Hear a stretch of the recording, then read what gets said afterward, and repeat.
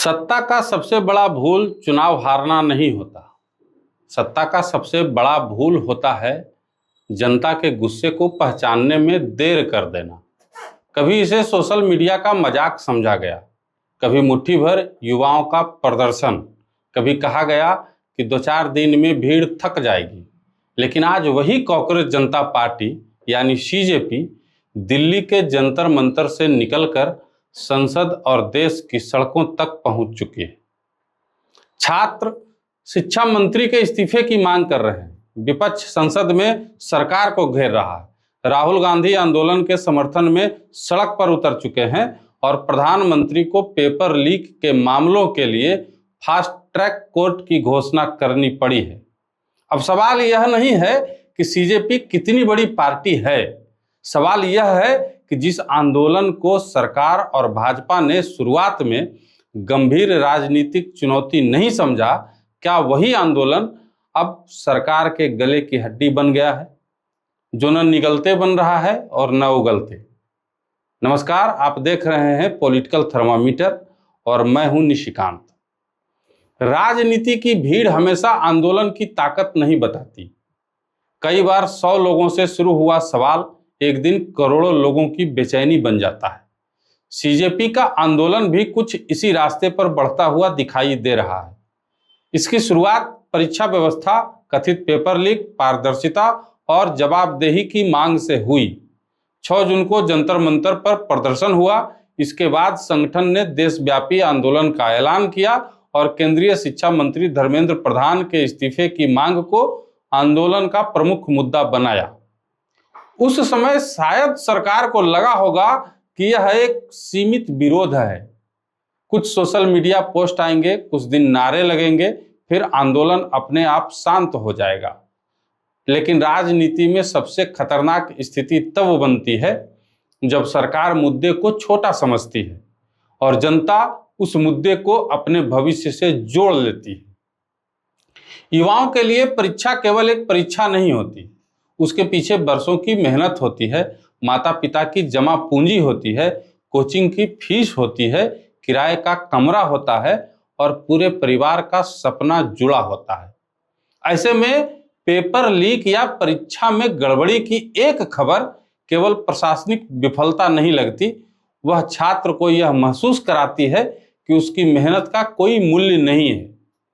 और शायद सरकार इसी भावना की गहराई को शुरुआत में समझ नहीं पाई। पहले आंदोलन जंतर मंतर पर था, फिर प्रदर्शनकारियों ने संसद की ओर बढ़ने की कोशिश की। पुलिस और प्रदर्शनकारियों के बीच टकराव हुआ, लाठी चली, आंसू गैस का इस्तेमाल हुआ, पुलिसकर्मी और प्रदर्शनकारी दोनों घायल हुए। लेकिन इसके बाद आंदोलन कमजोर होने के बजाय राष्ट्रीय चर्चा में आ गया। अंतर्राष्ट्रीय मीडिया ने भी इसे युवाओं की शिक्षा व्यवस्था और रोजगार को लेकर बढ़ती बेचैनी के रूप में दर्ज किया। यही सरकार की दूसरी राजनीतिक मुश्किल शुरू हुई। अगर सरकार आंदोलनकारियों को रोकती है तो तस्वीर जाती है कि छात्रों की आवाज दबाई जा रही है। अगर सरकार आंदोलन को खुला छोड़ती है तो भीड़ बढ़ने का खतरा है। अगर बातचीत करती है तो आंदोलन अपनी जीत घोषित करेगा और अगर बातचीत नहीं करती तो विपक्ष को सरकार के खिलाफ बड़ा मुद्दा मिलता रहेगा।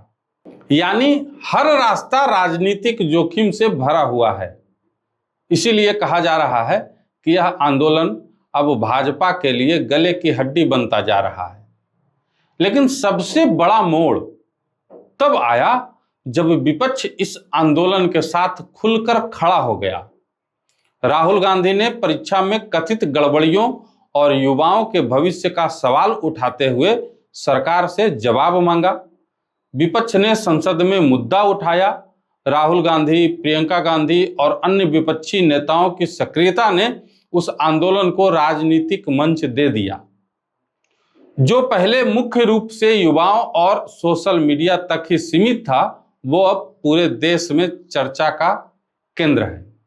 और यही भाजपा के लिए असली चिंता है, क्योंकि आंदोलन अपने आप में जितना खतरनाक नहीं होता, उससे कहीं अधिक खतरनाक होता है उसका राजनीतिक नैरेटिव। अगर युवाओं के बीच यह धारणा बैठ गई कि सरकार परीक्षा नहीं बचा पा रही है, सरकार पेपर लीक नहीं रोक पा रही है और सवाल पूछने पर छात्रों पर लाठी चल रही है, तो यह धारणा आने वाले चुनाव में भाजपा को नुकसान पहुंचा सकती है। भारत का युवा केवल वोटर नहीं है, वह सोशल मीडिया का सबसे सक्रिय वर्ग है। वह वीडियो बनाता है, हैशटैग चलाता है, सरकार के दावे और पुराने बयान खोजकर सामने रख देता है। इसलिए सरकार के लिए अब आंदोलन को केवल पुलिस और बैरिकेड से संभालना संभव नहीं है। यह लड़ाई सड़क पर भी है और मोबाइल स्क्रीन पर भी। अब आंदोलन दिल्ली से निकलकर तमाम राज्य की राजधानी तक पहुंच चुका है। सभी राज्यों में छात्रों के प्रदर्शन, पुलिस कार्रवाई और पेपर लीक के मुद्दे पर विपक्ष सरकार से जवाबदेही की मांग कर रही है। यानी मुद्दा अब केवल केंद्र सरकार तक सीमित नहीं है। बिहार, उत्तर प्रदेश, दिल्ली, राजस्थान, जहां भी छात्र भर्ती, प्रतियोगी परीक्षा और पेपर लीक से परेशान हैं, वहां यह आंदोलन जमीन पकड़ रहा है। और अगर अलग अलग राज्यों के स्थानीय छात्र आंदोलन एक राष्ट्रीय मंच से जुड़ गए तो सरकार की परेशानी कई गुना बढ़ सकती है। अब भाजपा की रणनीति को भी समझ लीजिए। पहला कदम था भाजपा का आंदोलन को सीमित दिखाना। दूसरा कदम था कानून व्यवस्था का मुद्दा बनाना।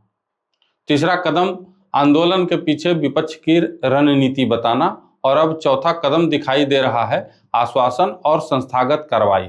प्रधानमंत्री ने पेपर लीक के मामलों के लिए फास्ट ट्रैक कोर्ट की बात कही। सरकार ने संसद में पेपर लीक पर चर्चा के लिए तैयार होने का संकेत भी दिया। इसका साफ मतलब है जिस आंदोलन को शुरुआत में सीमित समझा गया उसने अब सरकार को प्रतिक्रिया देने के लिए मजबूर कर दिया है।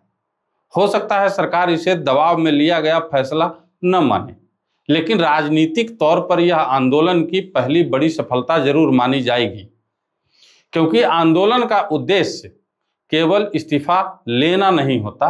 आंदोलन का पहला उद्देश्य होता है सत्ता को बोलने के लिए मजबूर करना, और सीजेपी ने फिलहाल यह काम कर दिया है।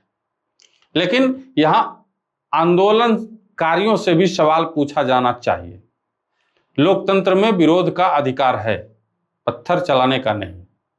सरकार से जवाब मांगने का अधिकार है, पुलिसकर्मियों पर हमला करने का नहीं। बैरिकेड तोड़ना आंदोलन की ताकत नहीं होता। आंदोलन की ताकत उसका नैतिक आधार होता है। अगर प्रदर्शन हिंसक होता है तो सरकार को मुद्दे से ध्यान हटाकर हिंसा पर बहस करने का मौका मिल जाता है। इसलिए सीजेपी के नेतृत्व को भी यह तय करना होगा कि वह गुस्से को अनुशासित जन आंदोलन में बदलेगा या भीड़ के भरोसे आंदोलन चलाएगा, क्योंकि एक पत्थर हजारों छात्रों के जायज सवाल को कमजोर कर सकता है। उसी तरह सरकार को भी समझना होगा हर छात्र उपद्रवी नहीं है, हर प्रदर्शनकारी विपक्षी कार्यकर्ता नहीं है, और हर सवाल सरकार विरोधी साजिश नहीं होता। लोकतंत्र में संवाद कमजोरी नहीं, जिम्मेदारी है। अब बड़ा राजनीतिक सवाल यह है कि क्या यह आंदोलन 2029 तक असर डालेगा। अभी यह कहना जल्दीबाजी होगी, क्योंकि आंदोलन कई बार अचानक बड़े होते हैं और उतनी तेजी से बिखर भी जाते हैं। सीजेपी के सामने सबसे बड़ी चुनौती है कि संगठन बनाना, मांगों को स्पष्ट रखना, हिंसा से दूरी रखना और आंदोलन को केवल एक व्यक्ति के इस्तीफे तक सीमित न रखना।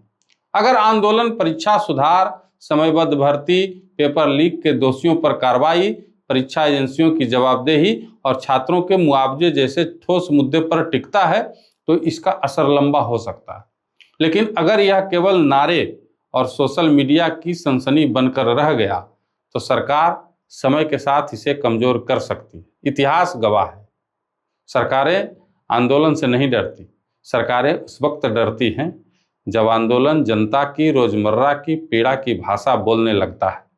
आज सीजेपी वही भाषा बोलने की कोशिश कर रही है। मेहनत हमारी, परीक्षा हमारी, फीस हमारी, उम्र हमारी, तो फिर भविष्य के साथ खिलवाड़ का जवाब कौन देगा। भाजपा के पास अभी भी मौका है। वह छात्रों से संवाद करे, जांच की समय सीमा तय करे, दोषियों के खिलाफ कार्रवाई दिखाए और परीक्षा व्यवस्था में भरोसा लौटाए। लेकिन अगर हर सवाल के जवाब में बैरिकेड होगा, हर प्रदर्शन के जवाब में लाठी होगी और हर असहमति को राजनीति बताया जाएगा, तो यह आंदोलन समाप्त नहीं होगा।